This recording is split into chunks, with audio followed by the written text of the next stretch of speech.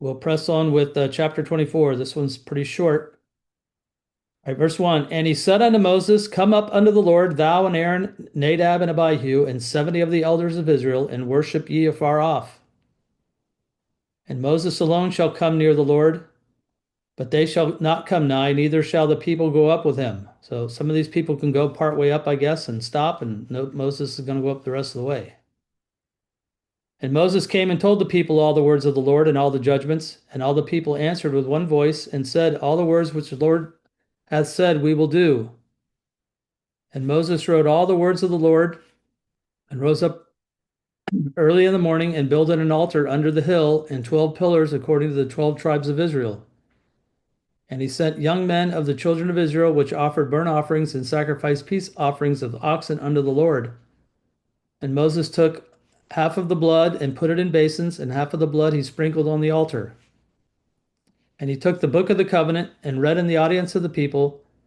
And they said, All that the Lord hath said will we do, and be obedient. Now, let me pause here. What is the altar? Have they built the tabernacle yet?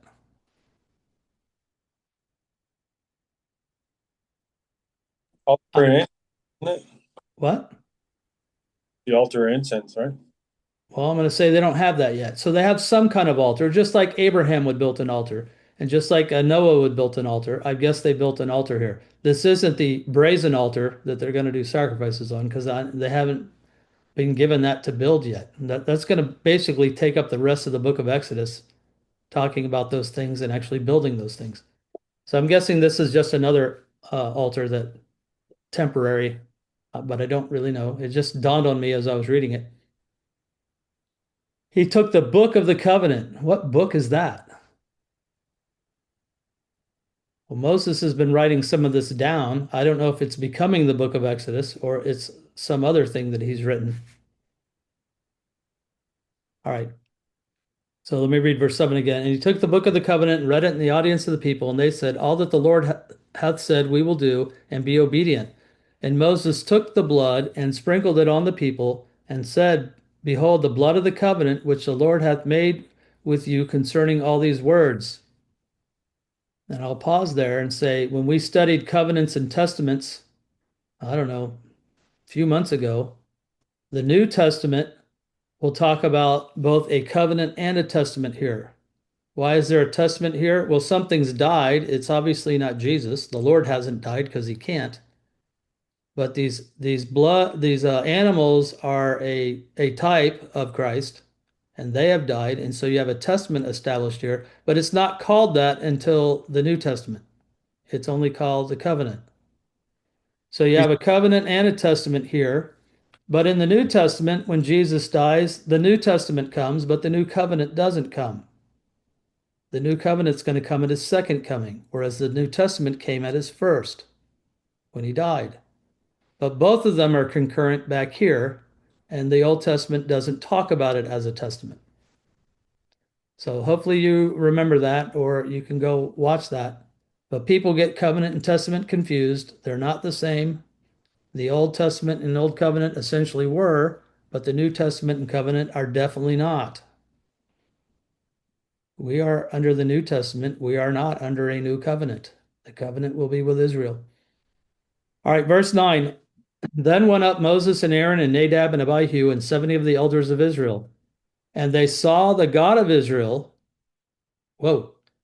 And there was under his feet, as it were, a paved work of sapphire stone, and as it were, the body of heaven in his clearness. So my question is, I don't know what they saw, but when they saw the God of Israel, who was that? Lord. My conclusion would be the Lord, because the Lord is God's image. But what is he standing on?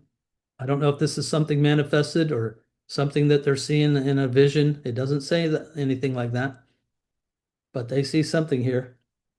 And if you go to the time of Ezekiel, when you have the chariot carried by the cherubims, there's a firmament, and I'm going to say this is probably likened to that.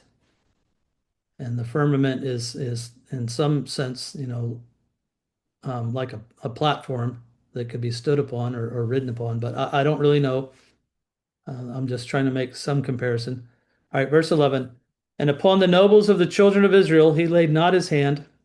Also they saw God and did eat and drink. So you got testimonies many places in the Old Testament that says they saw God and lived. It doesn't say and lived here. And then you got other scriptures that suggest you can't see God and live. Well, we did. And I'm going to say, yeah, you saw the Lord. You didn't see God. You didn't see the Spirit. You saw the man. Well, they're the same. And I'll say, well, yes. But you can't see the Spirit, but you can see his image is the only way I can explain it. If you got another explanation, I'd be glad to listen. But to me, that's the only way it really makes any sense. Verse 12, and the Lord said unto Moses, come up to me in the mount and be there, and I will give thee tables of stone and a law and commandments which I have written, that thou mayest teach them. And Moses went up and his minister Joshua, and Moses went up into the mount of God. I'm going to guess that Joshua didn't go all the way up. And I think, without it being said here, Joshua will replace Moses. So there's some emphasis on Joshua back here, even though we don't really see him partake in much. Verse 14, and he said unto the elders, tarry ye here for us until we come again unto you. And behold, Aaron and Hur are with you. If any man have any matters to do, let him come unto them. And Moses went up into the mount, and a cloud covered the mount.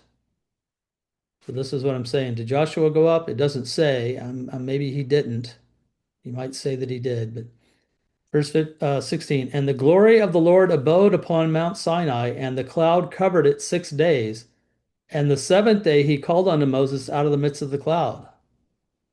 So I'm going to guess Moses went up there and sat there for 6 days, and then God finally spoke to him. Is that really what happened? It seems to be what it says, but quite strange if that's what occurred. I don't just think he sat there and stared, but I don't know what went on. Other scriptures say there's angels there, but nothing's said here. Verse 17, and the sight of the glory of the Lord was like devouring fire on the top of the mount in the eyes of the children of Israel. And Moses went into the midst of the cloud and gat him up into the mount. And Moses was in the mount 40 days and 40 nights. So very interesting information. And you might say, wish I had more detail because I got lots of questions, things I don't fully understand, but this is what we got. Questions or comments, an insight maybe you have? A lot of times you get better understanding of what happened here from other parts of scripture. So I haven't prepared anything.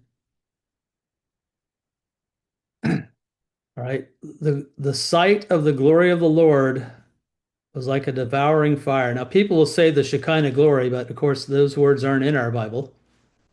But this is what they mean when they say that. It's a burning, it's like the pillar of fire. I'm going to say I'm not sure that's the Shekinah glory. That's a veil of the Lord to give Israel light at night. But if you want to say that's it, I don't know. It's not called that. It's not called I will appear in my glory. But here it is said, the glory of the Lord is like a devouring fire. And I think it might be in the Psalms or maybe elsewhere in the Old Testament. It talks about the Mount Sinai was of a smoke and was a fire, something along those lines. All right.